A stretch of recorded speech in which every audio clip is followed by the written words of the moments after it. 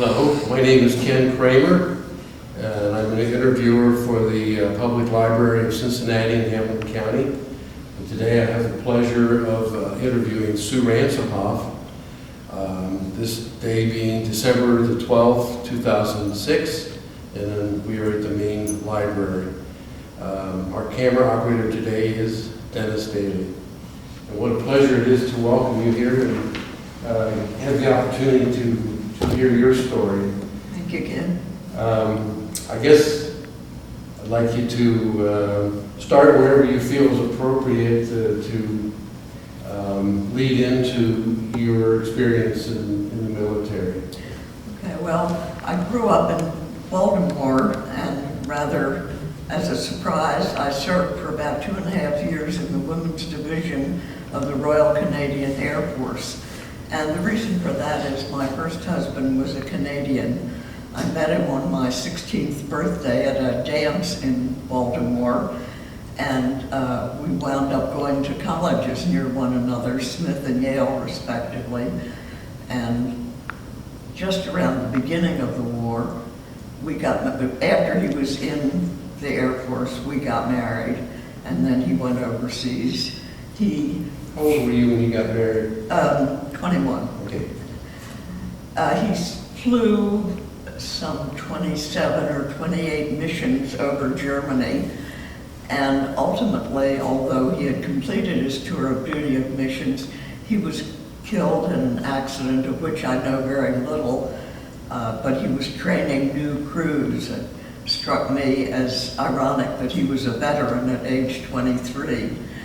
At any rate, after his death, I left Baltimore and went up to Montreal to visit with his family. I thought briefly, but I learned that there was a women's division of the RCAF, and I made up my mind to join, which I did. This was in the fall of 1943.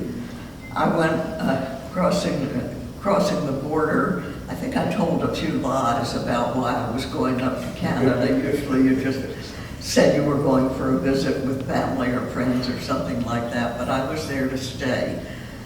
My basic training was in Ottawa, and basic training is what everybody says. It's very strenuous. You never get time to eat or sleep. But very shortly, I was not singled out, but several other WDs, women's divisions as we were known, were told that we were going to be working in flying control, and we learned how to move little pieces around on a board with the aid of a magnetic wand. That's why I'm so good at solitaire on the internet, on the computer now. Same kind of movement. We learned to do that. And after 2 months of basic training and then this more specialized training, I was posted to Gander, Newfoundland.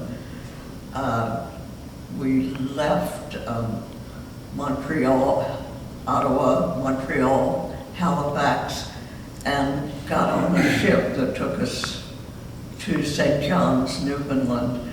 We sailed fairly far out into the Atlantic because we were protected by a convoy, and it was rough. I know I survived on, I think it was ginger ale and soda crackers. I was on the verge of being sick most of the time. We were told to carry our life preservers with us at all times. So about the 6th or 7th morning, I got up, carried my life preserver, and found to my embarrassment that we were docked in St. John's. St. John's is I don't know how to describe it, a harbor city.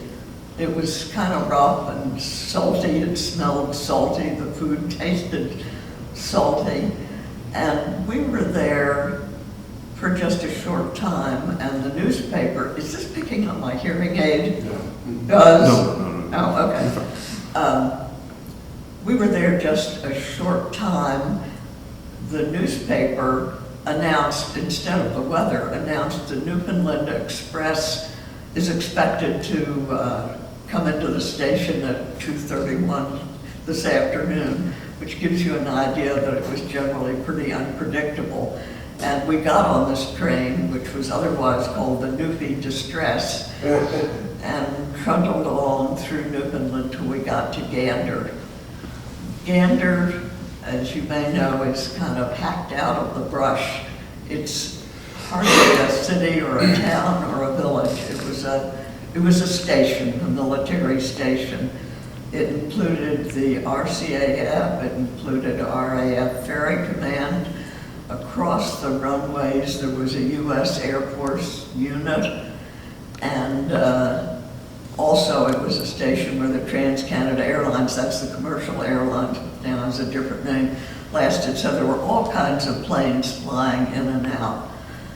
I was told that I would be working in the control tower. So we got around on some kind of buses, interstation transport. There were longish distances because they were all over runways. Even to cross a runway was a longish walk. And we did sometimes, we'd go over to the American side because the Americans had better food and had movies. But at any rate, I was told I'd be working in flying control, which was attached to the control tower. And I walked in, and there were 2 or 3 officers lounging around, and a young RCAF, it's equivalent to private first class, what's it called? Leading airman, LA leading airman. I was called LAW, leading airwoman, which is almost as low as you can get. It's like private first class. And he was sitting at a desk, and his arms were whirling around like windmills. He was talking into a field telephone strapped to his leg. He was talking into a microphone on the desk in front of him. He was making marks on a sort of bulletin board in front of him of what plane was coming in and was estimated at what time, or what plane had left, possibly Montreal or Maine, Presqu'île, Maine. And he was handling all these incoming and outgoing aircraft movements. And one of the officers said to me, "In a week you'll be doing that." And I panicked. The thought was utterly beyond me. I didn't quite understand what it was all about. But in a week I had sorted it out, and it was fairly simple once you got the idea. We kept track of planes that had left some other airport and were incoming, so we knew their ETA. We kept track of planes that left Gander and went elsewhere, and we knew their ETD.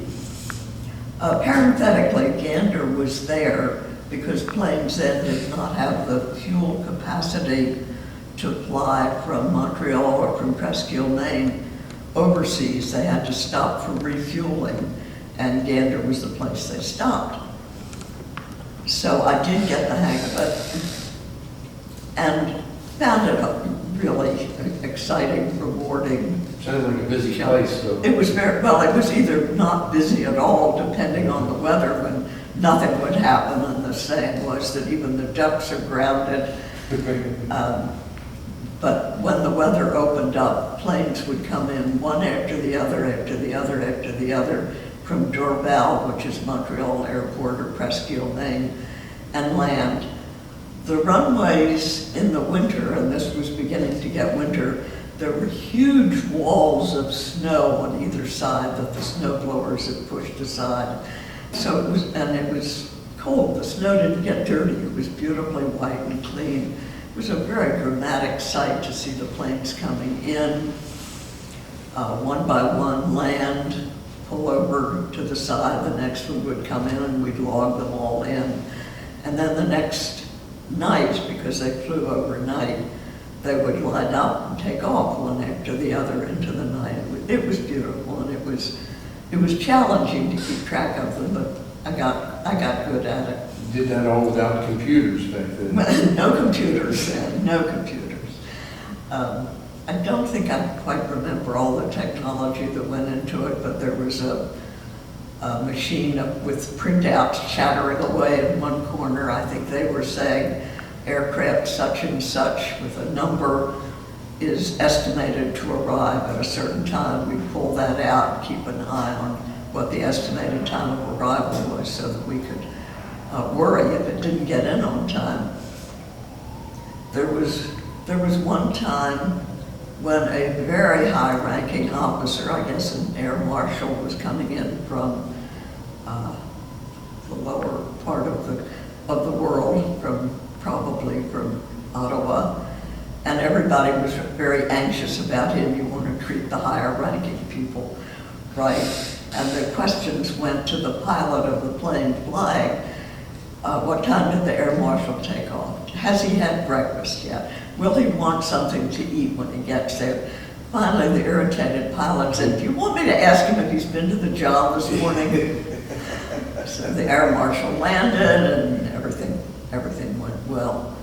I was at Gander for about a year and a half with a good-sized leave in between. Because we were a long distance away, we didn't get monthly leaves to go home, but we got about a 2-week leave after a longer period of time. Parenthetically, I think I'll say at this point, in lieu of, or not in lieu, in view of what's going on in our world today, there was never any doubt in my mind, or in my first husband's mind, or in my current husband's mind, that we were fighting a necessary and just war. This is so different today, and I find it infinitely painful that many young people's lives are being lost or badly damaged in a war that strikes me as unjust. There was something about knowing that we were on the right side with absolutely no question or doubt that made it all worthwhile. And I think many of us feel that same way. Back to Gander. It was cold, it was wintry, the barracks were sparse, but they were always warm. There was always plenty of warm water for showers, the barracks were warm, the food was awful. And there was a little store somewhere on Gander that was not a military something, and we took to skipping meals occasionally and buying peanut butter and crackers or whatever we could get from the store. And as we could buy a little more food that way, we would spirit away knives and forks and spoons from the mess hall so we could eat in the barracks and not bother to go to the mess hall. Well, I was coming back from the from the mess hall one fine day with a clutter of knives, forks, and spoons in my hat. My hat was in my hand. And in front of our barracks, there was an officer lined up drilling some troops. Well, in the presence of an officer, you always have your hat on your head, so I clapped my hat on my head and the knives, forks, and spoons rained down and clashed on the side. Busted. Nothing terrible happened. Nothing terrible happened. Who else did you share the barracks with? Well, they were big. I think there were probably 20 or 25 people per barracks. Cots lined up, all that sort of thing. I made some very good friends there, 2 or 3 of whom I remember, and I had lost touch with them over a long period of years. But once, about 4 or 5 years ago, I gave a paper on this subject, and I decided I had to get in touch with Eleanor and Babs. So I went through Ottawa and found that I could contact them, but alas, I was too late. One of them died, Eleanor died, and Babs had Alzheimer's. They were such bright, vibrant people when I knew them. I felt badly that I hadn't kept up in between, but I was having a very busy, very different life. How many other women were there? Pardon? How many other women were there? You know, I've lost track of the numbers. There were certainly about 10 guys of one kind or another to every woman, so that we were in great demand. That was fun. There were dances, there were all kinds of social events, movies, no place to go and eat. There was a swimming pool, and there were some romances going on. Somewhere along, these two gals that I mentioned, we got together and started a sort of a newspaper magazine publication called The Gander, and I could have brought a couple of those along. But anyway, that was fun. I've always been a writer, and I've become a freelance writer, so I had a couple of articles in The Gander magazine that are sitting in my files folder at home somewhere. But did the other women have basically the same job as you did? Yeah, yes. Some of them did. I had expected to be working in a slightly different area, but getting into flying control I found very, very much fun, very rewarding. However, there was a time, and it may have been in the dead of winter, when there wasn't much going on. As I said, you know, either it was very busy or very not busy, and I was posted to another section, remaining in Gander, where they kept track not of flights coming in from the States and Canada, but of convoys going across. And there was a huge wall and pictures of the representations of ships and of aircraft providing covering support and security there. And we would stand on ladders and move things around, similarly to what I explained that we did in basic training. And the joke there was that one of the officers said, "You've got to put slacks on those WDs or move the convoy to the South Pacific, South Atlantic."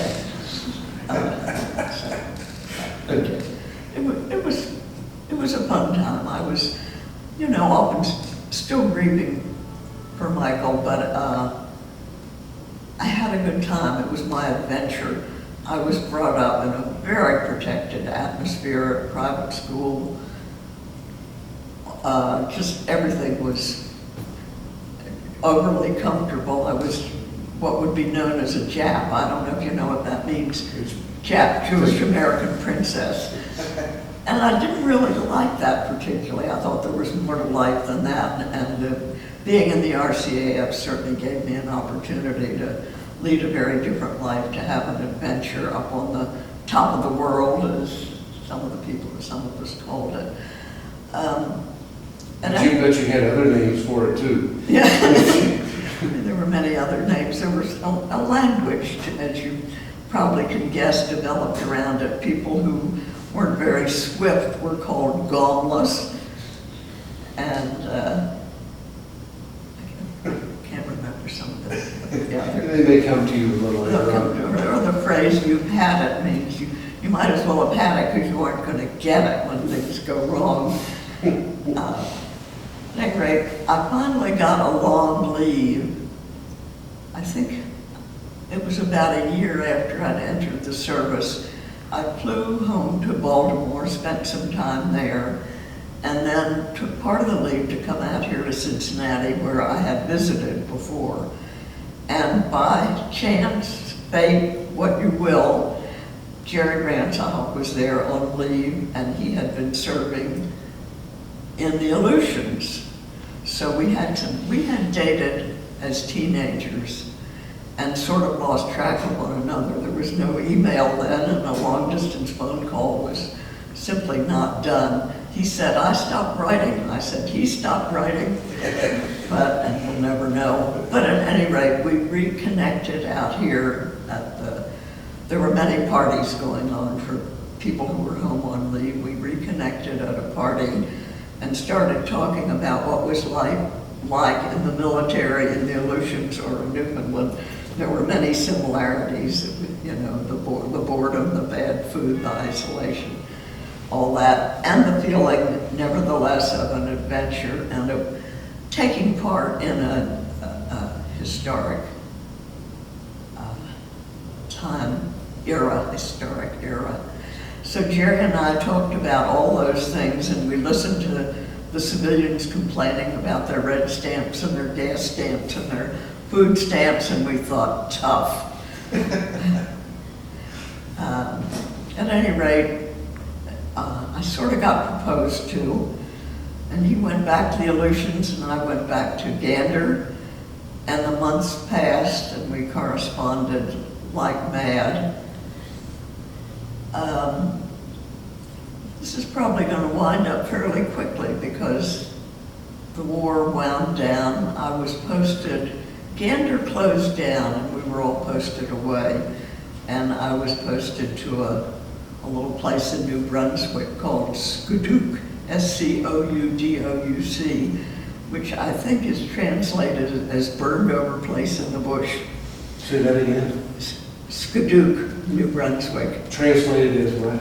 Burned over place in the bush. Oh, burned over place in the bush. Okay. So I served there. Gander had been exciting and busy. We worked shifts, and it was a crazy schedule. We'd work from 9 to 5 one day, 5 to midnight the next day, midnight to 8 the next day, and then a day off and start all over again. There was never time to adjust. But we were young, and it was just fun. It worked out all right, but looking back on it, I think, how on earth did we survive that kind of crazy schedule? At any rate, not much was going on in Skudouc except that Jerry and I were still corresponding like mad. And towards the end of the summer, fall of 1945, I guess it was in October, November of 45, the war was essentially over. I was given a long leave to come back to Baltimore. Jerry got a long leave to come back to Cincinnati. We got together and we were engaged for 5 days and we got married. You believe in long engagements? Yeah. I mean, this was a marriage that is absolutely doomed to failure. We didn't know one another except to correspond with one another. I had no idea how to run a household. I knew how to keep track of planes. He had been the historian of the 11th Air Force. He didn't know anything about domestic life either, but he knew a good bit more than I did. And by design, we also got pregnant on the 6th day. We felt we'd wasted many years, not wasted, but our lives had been on hold for 5 years, essentially. So we were ready to start up again, and this is a marriage that is not gonna last, except it's lasted for 61 years. Oh, wow. And although we were both still on leave, my discharge came through, so I scampered back to Halifax, got discharged, and came back. Jerry was still in the service in Washington, winding up the 11th Air Force history, and that's the end of the story. What did each of you do then when you left the service? I mean, after we got married, we came back to Cincinnati, where Jerry's family was. We sort of accepted that. He had been a reporter at the Enquirer for a time. The Enquirer meant working nights, and he didn't think that was a great idea as a married man, so he went to a friend at the Post, Mary Wood. I don't know, she's probably well remembered by some people. And he said, "Mary, do you think I can get a job at the Post when I'd be working days?" She said, "Sure, I'll talk to the managing editor," which she did. And he started working at the Post. We lived in an apartment about a quarter the size of this room. Had our first of 4 babies, children. Did you continue your freelance writing then? I did all sorts of things. I got a job at the Art Museum doing publicity. So that involved writing. I did some freelance writing. I became a clinical social worker. I did adoption work for 10 years at the Hamilton County Welfare Department, now the Department of Human Services. Great job, wonderful. wonderful, exciting experience. Stopped that to do some more freelance writing, had several other jobs as a social worker, all very rewarding. And I realized at some point after I had retired from having a job that I was a good interviewer. And this is far away from World War II, but I'll get into it anyway. We belonged to Isaac M. Wise Temple. And I got the idea that it would be wonderful to interview some older people there. And we put together a program of compilation video interviews of some 24 people at the temple, and it was very, very successful. One of the congregants saw it on television, and he was so enthralled, and he's a man of great means and generosity. He said, I'm going to buy a copy for every member of the temple. So he did.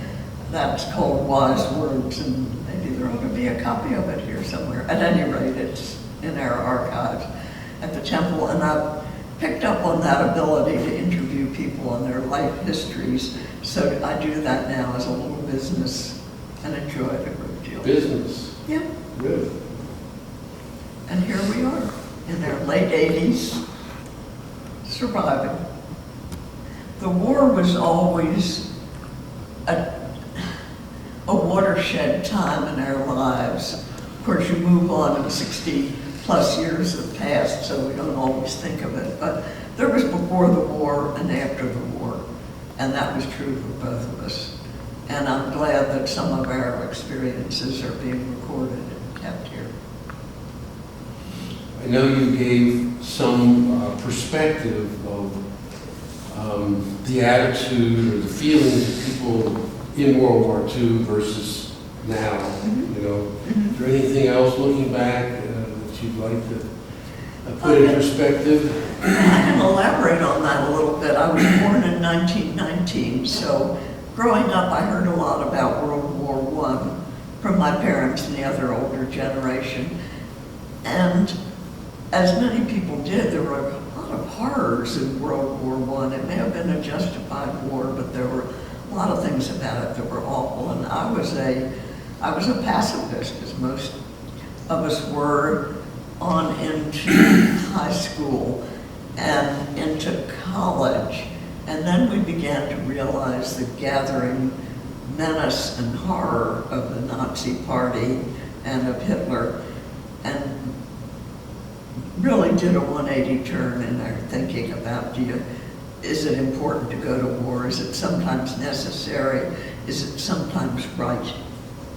And when I got to college, I was taking a course from a wonderful professor named Hans Kohn, who was teaching modern European history.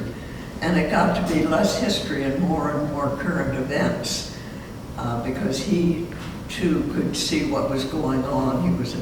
He had emigrated from some part of Germany, I'm not sure what. The word got around campus that his course was so wonderful. This was in the late 39, 1940, that his class was wonderful. It was moved from a small classroom to a large auditorium. More and more people began attending. And the whole feeling of this war has got to be fought was gelling, coalescing. I think I was considerably in the forefront because I was then dating and or engaged to a Canadian, and Britain was already in the war, so I was ready to go. Mm-hmm. But that was the thinking of the time, and by the time Pearl Harbor happened, of course, everybody did a 180, almost everybody, and was ready to go to war, whether they'd been pacifists before or not. Another thing I'm just curious about, looking back now, has been some controvery about whether we should have dropped the bomb, the A-bomb. Yeah. And I don't know if you want to, Yeah, you saw it then and you saw it now. Yeah, at the time I thought it was absolutely justified, and I still think so. The second bomb, probably not, on Nagasaki, Mm-hmm. Hiroshima. The war had to end. I was pretty naive, as many of us were, and I was off in Gander, Skidoo, so I didn't get an awful lot of news. Didn't understand the implications of an atomic bomb. I thought it was just an escalation of another weapon from bow and arrow to gun to cannon to atomic bomb. We realize now, of course, that it has such long-term implications downstream from when it's dropped. At the time, I thought it was justified, and there's no way of knowing, if we hadn't done it, how many more lives of our armies and military staff would have been lost in continuing to fight. Right. I think most of us of our generation feel about that way. Almost everyone I've talked to echoes the same. It's about the same. Yeah. Yeah. Right. Yeah. Well, this has been so informative and such a pleasure for me to hear your story. And It's a pleasure for me, as you can imagine. thank you for coming down to do this. And I thank you particularly for your willingness and your service that you provided. You really helped our country be a safer place. Thank you. I hope it is.